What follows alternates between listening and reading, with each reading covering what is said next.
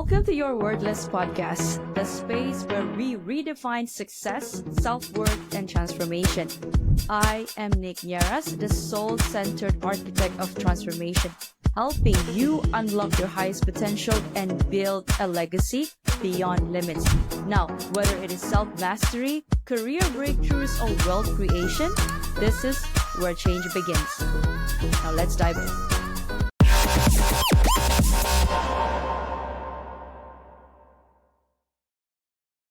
Hi, Joey. How are you? Good morning to you. Good morning or good evening for you. Thank you for saying yes to be interviewed today. I know we've known each other, but for our listeners, I'd like to introduce myself formally. My name is Nicolette. I am the creator for the podcast titled Your Wordless. Read that again, the juxtaposition of your very soul. Now, if you'd allow me, I'd like to read a bit of introduction first for our listeners, and then we can dive deep into the topic today, psychotherapy. And Yeah, take so it away. thank you. So, hey everyone, we have Joey Bukai here with us. Joey was raised by two first-generation immigrants and grew up in a tight-knit Syrian Jewish community in Brooklyn, New York.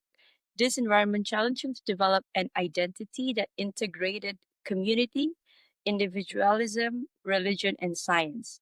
Now, seeing people in his community struggle to deal with their anxieties and emotions sparked a passion within him to help others understand themselves better and improve their well being.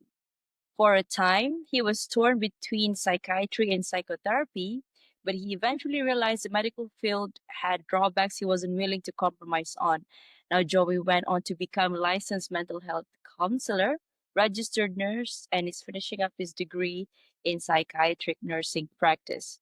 His overall goal is to combine psychotherapy with the holistic approach of nursing and the medical knowledge of psychiatric nursing to help people be their best selves. Definitely aligned with the essence of my podcast. So, welcome again, Joey. Thank you. Thank you for having So, me. yeah, thank you so much for saying yes. So, tell us, Joey, before we start off with the deep dive of what got you into psychotherapy, can you please share with us what was it like growing up as a Joey Bukai in New York? hmm Yeah. Um, well, like I said, I was raised by two immigrants. My mother was from Syria, my father was from Brazil. So it was an interesting mixture of cultures that I had as a part of my experience. Parts of it felt like they resonated with what many people feel growing up in a Middle Eastern family, very tight knit. I'd be on my way home walking with my mom from school, and she'd be stopped like 5 or 6 times by someone waving to her across the street or just wanting to talk to her. There was a very collectivist kind of mindset, which was, it was nice to grow up in, to have that kind of environment. At the same time, there were certain like expectations, cultural components to like being a part of community that when you're part of a community can feel like maybe restrictive or limiting in a way because it doesn't take too kindly sometimes to like deviation being different. So it was something that I had to grapple with, like how much do I want to be similar and like the or kind of like incorporating the values of the community, and how much do I want to be different and try to strike my Pave own your path. own way. So yeah, yeah, that was a lot of what it was like in broad strokes. I just want to also share with our listeners, like normally most of my guests, we haven't met previously. hmm Yeah. But for you and I, we actually met when I made my trip to New York, and Joey kindly hosted me for a few days in New York, and that's where we got connected. So we actually started talking about our journey and what made us somehow like align or click in a way, because I left my 9 to 5 to pursue the space of psychology as well and hypnotherapy. And Joey here also had that debate whether he should pursue psychiatry or psychotherapy, but he ended up doing psychiatry. So, Joey, I guess the next question flows nicely into that. What hmm inspired you to take up psychotherapy? Yeah, so I've always been interested in science and understanding the mind more specifically, like the science of the mind.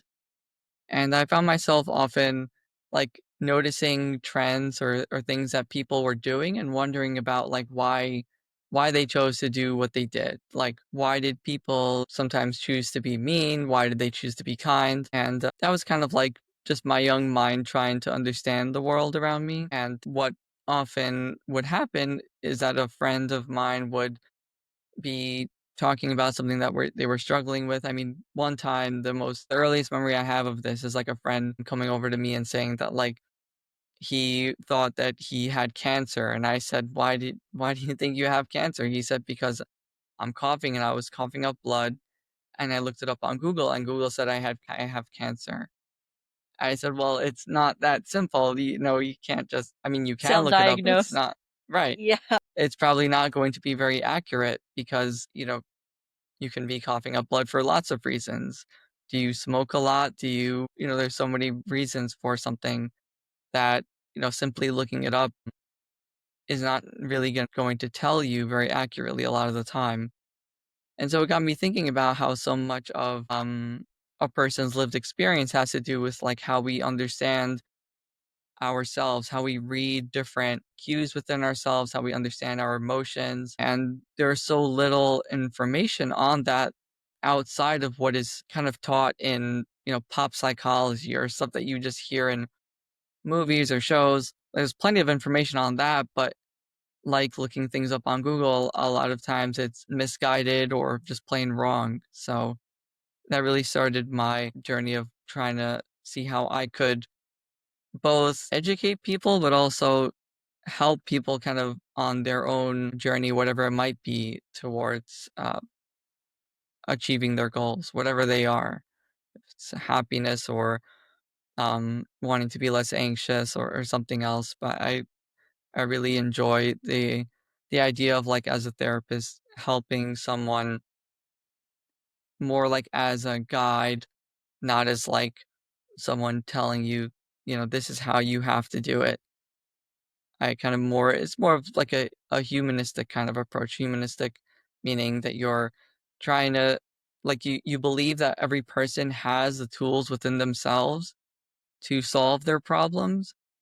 And I see myself more as someone who helps facilitate that or helps a person kind of discover that within themselves. Beautiful. And I know we had this conversation um back Hmm. in New Yeah. York when I said to you, because at a certain point, because I was transitioning still at the time, as I was there in September. Right now we're recording this in January Hmm. 2025. So a lot of things have changed with me. I'm now back to my parents' place. And what if the path that we choose is not really the path that we know that we need to go down this road, but then the world seems to go against us. Hmm. Now, I don't know, or I think we had the conversation and you might had some pushback from your family as well, Hmm. because it's more of a this is what you wanted to do, but they wanted a different path for you. So how did you convince them, but Hmm. also not lose your sense of self?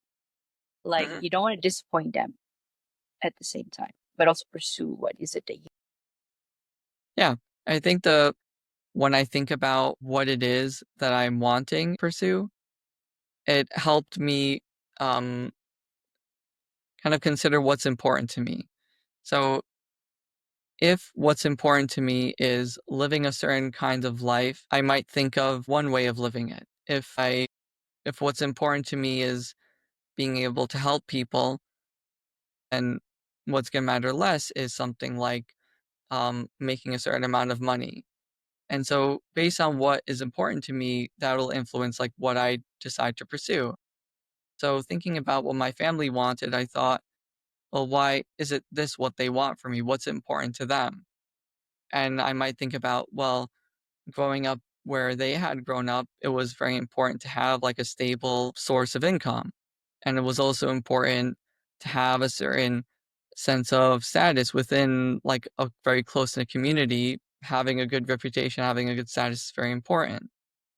And so understanding that, I was able to say, I understand that priority and how that was important or is important to them, but I also see that that's not what's important to me. And ultimately, I think underneath both of those is something similar, like a common ground, which is like the idea that we both want success and happiness for me. And while success can differ in terms of what each of our opinions are, I think happiness, an individual person ultimately knows better than anyone else what is fulfilling for them, what gives them meaning.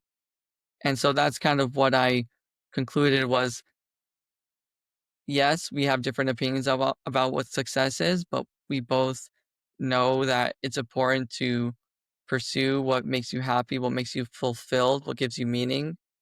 And this is what gives me meaning. This is what I want to do. This is fulfilling my what I feel is what I guess you could say like a and it doesn't have to be some grand ultimate purpose. It could just be a purpose for right now. Like this is what's meaningful and valuable to me right now. And trusting that they will eventually see that. Maybe they're not convinced right now. Maybe they're not convinced that like sitting in a room talking to someone about, quote unquote, their problems will be something that I would actually enjoy or find meaning in. But as I continued to do it, they gradually came to see, hey, this is actually, I can see them light up when they talk about this. I can see him like smile and feel joy when he describes like an experience that he had with a client or as part of school. And that I think is more convincing than any argument is. There's only so much that you can tell someone in words. Hi, I'm Nick Nieras, your host of the Your Wordless podcast. Now, if this real raw stories hit home, don't wait. Please follow, like, and subscribe my Spotify and YouTube.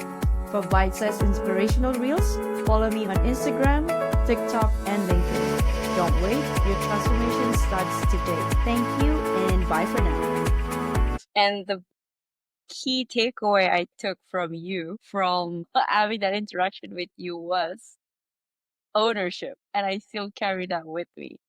It's about, deep down. I think I've diagnosed myself. I'm pretty well aware of where what my goals are, but I'm also somehow I have this sweet, how do I say this, like the boundaries from my parents, especially people that are more important to me. I sometimes I let them get into Hmm. my head.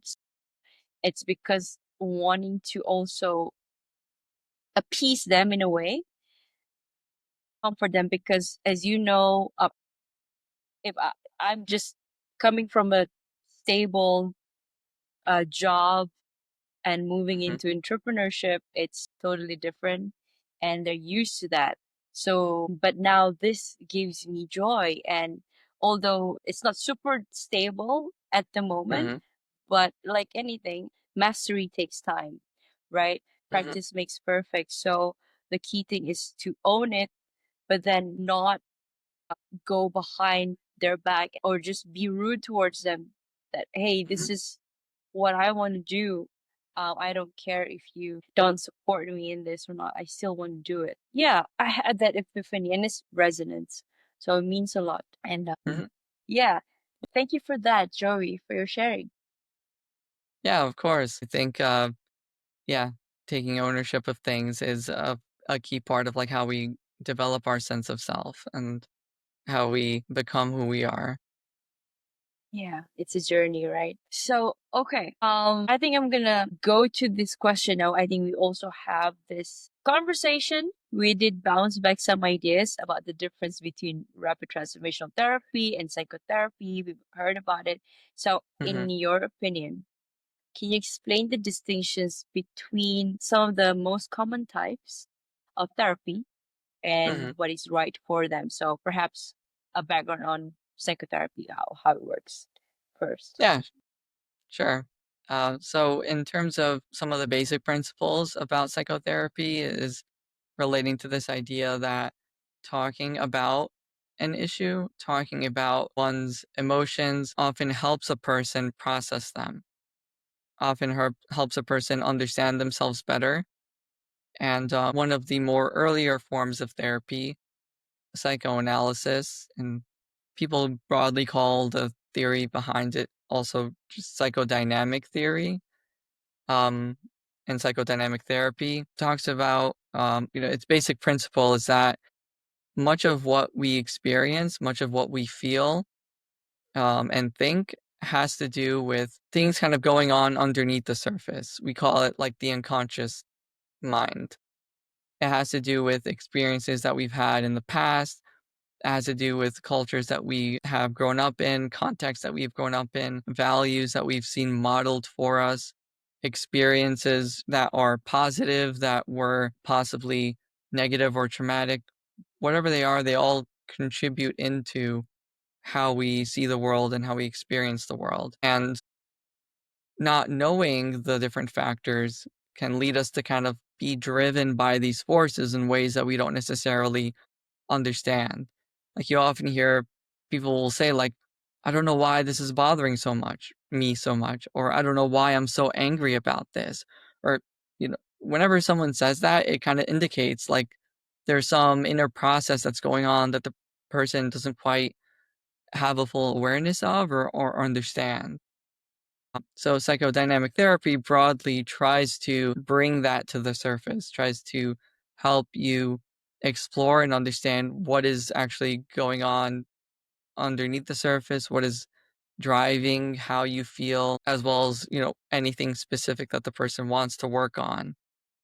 Like maybe they are having a hard time like tolerating success. Maybe it's hard. Maybe there's on the Fear other of hand, a fear success. of fear of success, fear of failure, all of these things.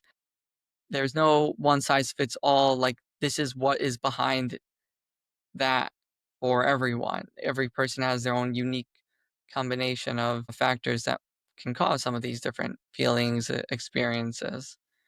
The other big camp is cognitive behavioral therapy that comes from a model of the mind that looks at it's called like a triad, three different parts that all kind of feed into and influence each other.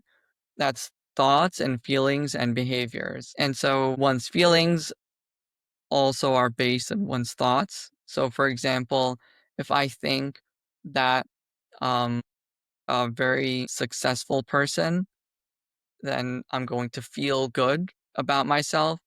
If I walk outside and it's raining and I think that rain means that I'm not going to have a good day or I'm going to be late, then the feeling could be that of anxiety about possibly being late. So your beliefs inform what you feel.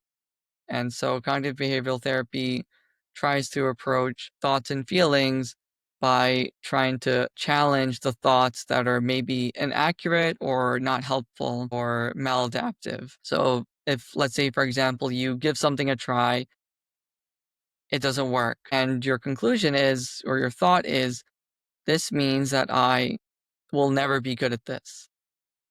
That is not a very helpful thought because A, it's not very accurate because everyone is often not good at things. Everyone often fails at things when they try it out, especially in the beginning. It's almost a guarantee that things aren't going to go well. So the conclusion that this means that I'm never going to do anything right is probably not true, or it's at least irrational.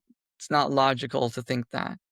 So cognitive behavioral therapy kind of approaches many experiences this way. It tries to examine, okay, what are these beliefs that you have about yourself that cause you to feel this way? What are the thoughts that come into your mind when you have a certain experience? And how can we challenge them, reframe them so that they are more helpful, that they're more aligned with like what you're wanting and it give you a greater sense of well-being. Um, yeah, I think those are two of the major ones. Yeah. I appreciate the distinction because okay, I think I also mentioned that in Asia things are people are the traction is there where people are actually going to therapy these days Mhm.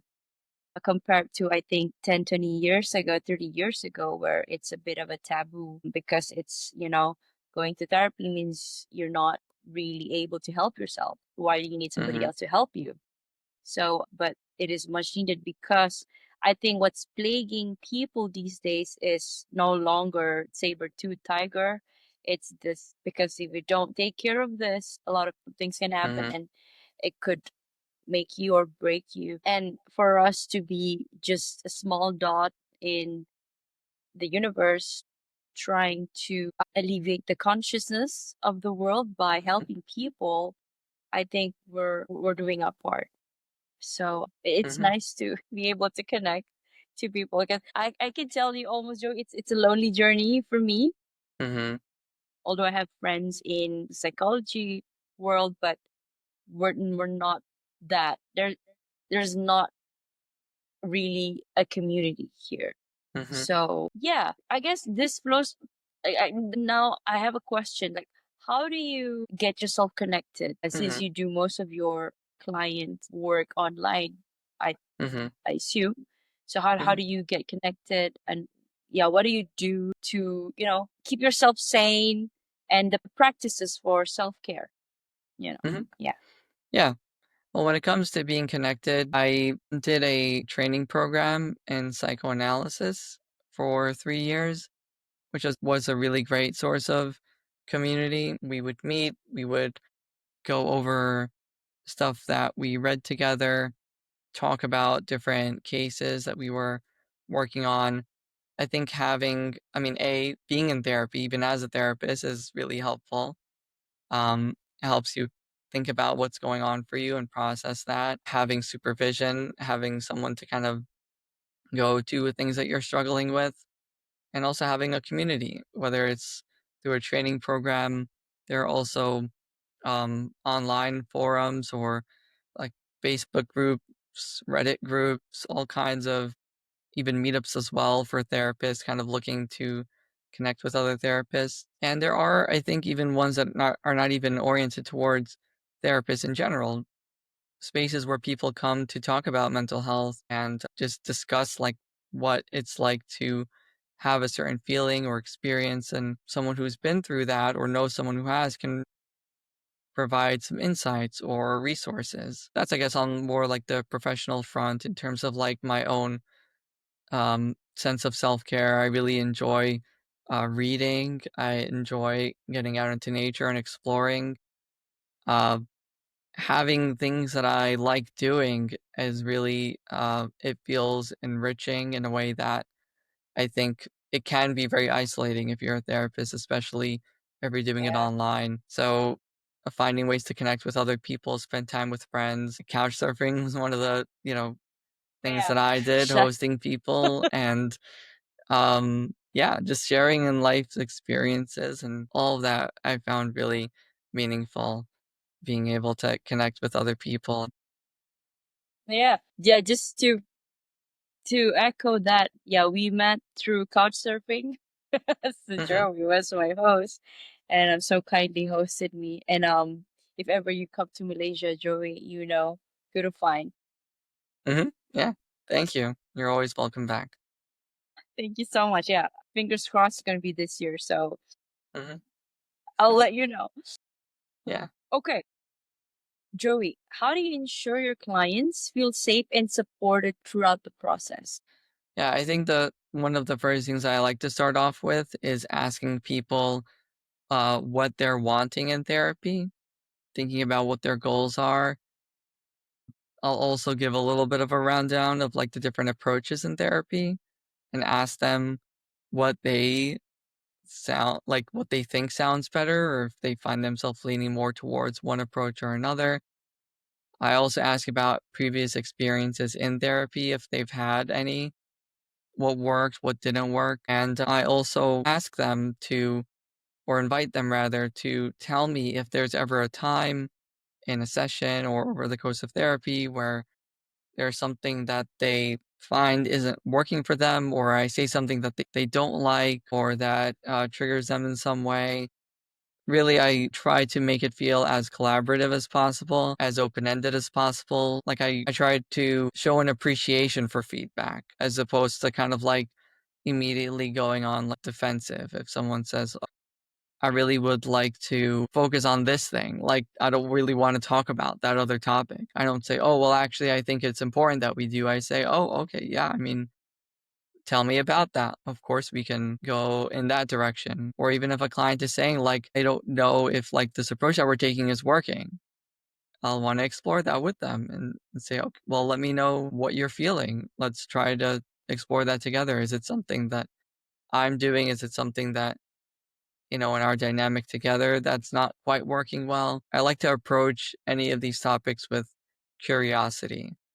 And I think that combined with like a general sense that I care about their experience and whether something is feeling good or not helps foster that sense of safety. Because ultimately, safety doesn't really mean never ever getting hurt or never ever feeling anything bad.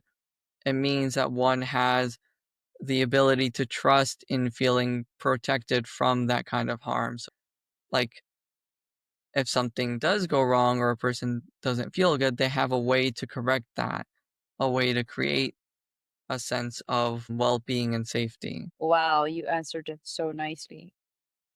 Ooh, thank you. Yeah, no problem. Okay.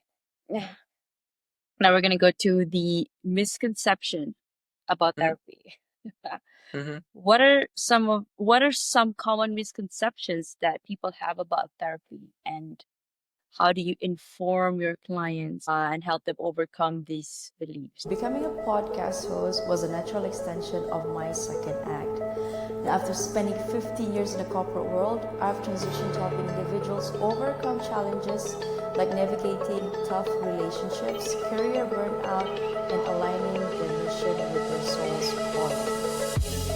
By certifying as an RTT hypnotherapist and a lifestyle coach, I've made it my mission to empower people to recreate the life they deserve and building a supportive community through my podcast. Now let me ask, are you facing challenges like struggling to reprogram your mind to attract wealth, weight issues that feel like a constant yo-yo, insomnia or restless nights from daily worries, or just a lack of confidence in public speaking?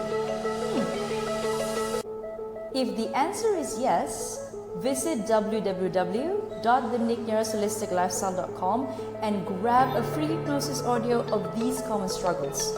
It's a sneak peek into how my coaching works. Are you feeling shy? Don't be, because I'm as real as it gets. Let's connect on Instagram and LinkedIn and start your transformation today. Yeah, I think in relating to this to what I was mentioning before, people often think that therapy is a place where you come to talk about what's going on for you, or talk about an issue, and the therapist will kind of give you a solution to that or tell you how to fix it. Some people might be more oriented, even therapists might be more oriented towards like kind of like giving advice, but I would say like at its core, that therapy is not a place to go and have someone tell you what to do. And the reason I say that is because therapists ultimately are observers. We have a window into what we're seeing a person do, but we ultimately can't know what's best for a person. We can't know what is going to work in like leading to a certain outcome. What we can do is try to explore, let's say, what's important to you and help you come up with a way to address that goal. So if it's like making a very big decision, a therapist can't tell you what's going to be the best decision. We're not all seeing, all knowing. We can't see into the future. We also don't know you. Like, even if uh, a person has been seeing a therapist for some time, it's hard to say that one really knows the other person fully and well enough to be able to tell someone what they should be doing. So I kind of think of it more as like posing questions. You can absolutely like ask therapists questions. I think more so what I think about is like embracing the process of exploring the options, exploring the approaches, exploring something. Sometimes I will respond to a question of like, what should I do? I might ask like, well, what's important to you here? Like, how can I tell you what to do if I don't know what you actually want? I'm going to answer based on what I want, what I think is important. And maybe that's not what you think is important. Yeah. And that'll make all the difference in the answer. So it's definitely coming back. So I think the myth that we're trying to shatter here is that a therapist is not the person that you go to solve your problem. Rather, that therapist is it's like your guide, or somebody that's gonna hold the light up for you, like a beacon of light. We're gonna have the tools. We can pick and choose. We have tools ready on the side, but your circumstance would be different. I mean, we might choose tool A, and okay, go and solve your problem with tool A. But another person, we might need tool B. It's also, I guess, it's important that going to therapy means it's one has to be open to receiving what is going to be unraveled during the session. Mm-hmm.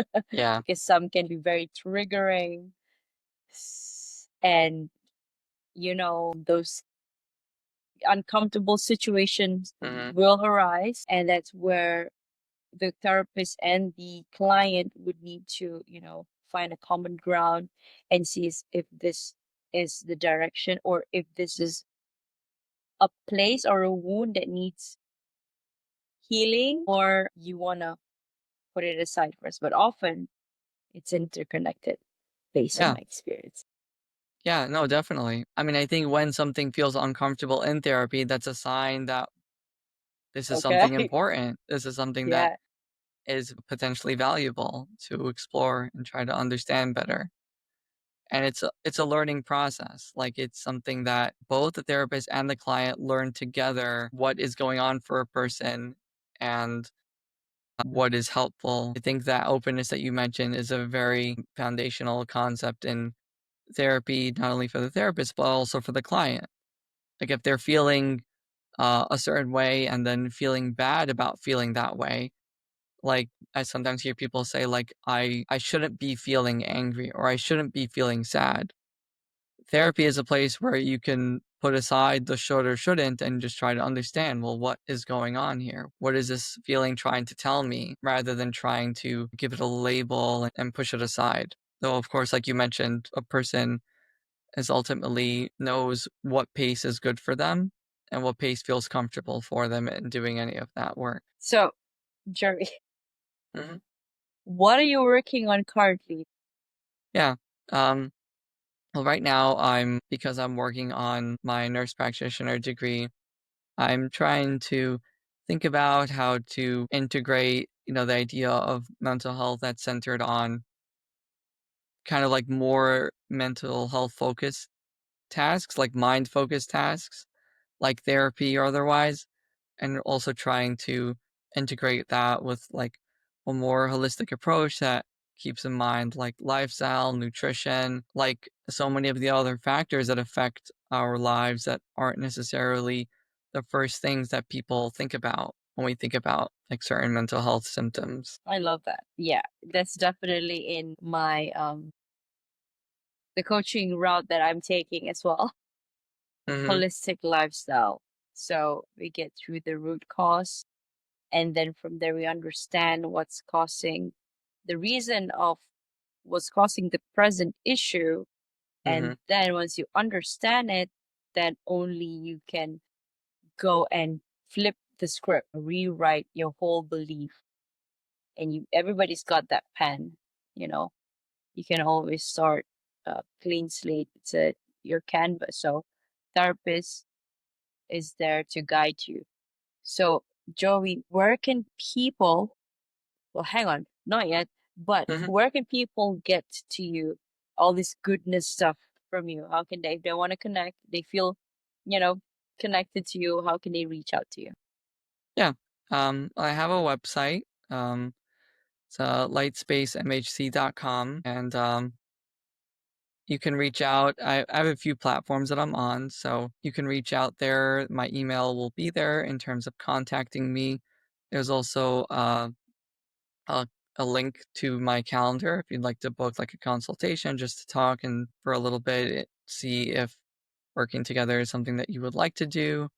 I'm also always happy to refer people to others that I know. So if anyone would like, you know, to be connected with a certain kind of therapist or has a certain kind of approach, I'm always happy to do what I can to get them connected. Awesome. Do you have like a niche, or you can actually help people with different kind of issues, or yeah. Yeah, I generally, like most of my clients that I work with, tend to bring forward either struggles with anxiety, with mood, with relationships, self-esteem. Those are kind of like the main areas that I, work best with. I would say also in terms of like approach, I tend to be more exploratory, trying to understand emotions, more psychodynamic, like I was explaining earlier, and even existential, understanding what's important, why it's important. And yeah, so You hit that yeah, very core of my podcast. So we're, that again flows nicely to my next question that relates to, okay, this one relates to self-worth. But my podcast touches on self-worth, self-discovery, existentialism, and spirituality. So the question for you, Joey, there's no right or wrong answer. In the age of social media, mhm. comparisons can erode our self-worth. How do you stay grounded and maintain a positive self image amidst the noise? Yeah. There's an analogy that I like to give of this. It's like if you find that you're in a let's say in the inner voice of your mind, you're hearing the voices and the sounds from other people, whether it's from social media, your parents, culture, etc. They have a place in our minds telling us what we should do, judging our decisions or aspects of ourselves. And the approach of trying to drown out that sound or block those voices is very difficult, if not impossible, because of how loud they are and how constant they are. What I think about instead is rather than trying to silence those other voices, um, trying to block out that noise, one of the more effective ways to approach it is by trying to amplify your own. So it's like if social media tells you this is what is important in life or this is what you should be doing and you disagree, what do you then believe? What is your counterpoint and how can you strengthen that? If social media says you should be working all the time, you don't agree with that, you think that rest is also important, how can you live by that, incorporate it more into your life, and take pride in it? How can you make this yours and kind of like that automatically will diminish the power of other people's opinions? Because if someone says, hey, actually, it's really important to work, you have the lived experience of, well, I don't feel good when I'm working all the time. And I know it feels really great to rest. And I think it's frankly like it's inevitable that we're going to be exhausted. Or I believe as humans that like we absolutely do not have to focus. Our purpose in life is not to always be working.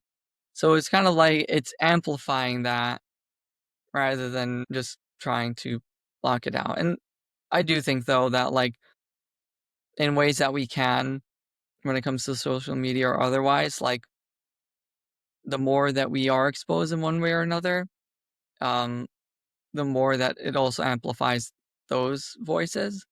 So I think it's helpful, if you're wanting to take a social media break or thinking that it's affecting how you see the world, it's totally fine to like want to take a step away from that or limit how much time you spend there. I love Because that. it's, yeah. Sorry, you were saying. That's okay. I was really just gonna say, like, it's a matter of, like, what you strengthen, what you nurture. For me, at least, I just post my content and that's it. And I scroll through my feed once in a while. I share them across, but I don't look at stories. That's how I Mhm, keep myself sane. Because sometimes, mhm, if the stories are not like, at least it works for me. mhm, Some people that I know, they don't have social media at all because mhm, it's super, their ego is too fragile. I mean, they even confess their ego is too fragile seeing people like mhm, that. And it's completely fine, for them. That's the route that they're taking. And if one, like for me, I do want to maintain that sense of connectivity with the world, but not stepping on anybody's, I don't know what you call it, toes, right? mhm, Just keeping it, like using the social media as what's it made for, mhm. to share your content. So yeah, well, thank you for that, Joey. Yeah, you're so welcome. What is your heart's greatest wish? I would say to live in a world and also try to make the world a place where people feel fulfilled and content and can help each other do that as well. Simple, but it's often overlooked. Yeah. If you could create a quote right now for you to leave to the audience listening and the world as your legacy, what would it be? I would say to approach any sense of failure or negativity with curiosity rather than condemnation, to try to understand it instead of running away from it or trying to destroy it. I love that. Condemnation is such a strong word. It's Yeah. People right do there. it to themselves, to other people. Exactly. There can be no connection or growth if there isn't some curiosity to try to understand oneself and other people better. I love it. Thank you so much, Joey. Is there any message that you'd like to leave to our listeners? And I know you mentioned about where they can find you. Yeah, any closing message. Mm. Well, I think just in terms of like what we've discussed, I would just add that like what I say, I don't declare to be like the only way to think about all of these things. Like definitely be curious and want to learn more and think about like how if something is maybe feels like it resonates with you or applies to you, great. If it doesn't, like you're free to like reject it or disagree or find your own way of thinking about things. I think that's also just something I like to say, like as a therapist, just because one therapist says something doesn't mean it's like some objective truth, follow your own sense of what makes sense, what doesn't, what feels right, and what doesn't. And yeah, if you take away something good and helpful, then great. If not, then at least you know what's not helpful. Be curious, Hmm. right? Yeah. If somebody's listening out there and they say, oh, Joey's saying this, but I thought I learned something about the very topic that he's talking is this. So what are the discrepancies, right? And go, do further research if that really matters to you. Hmm. So Yeah. that's awesome, Joey. And there you have it, everyone. You've heard an inspiring journey and incredible wisdom from Joey Bukai.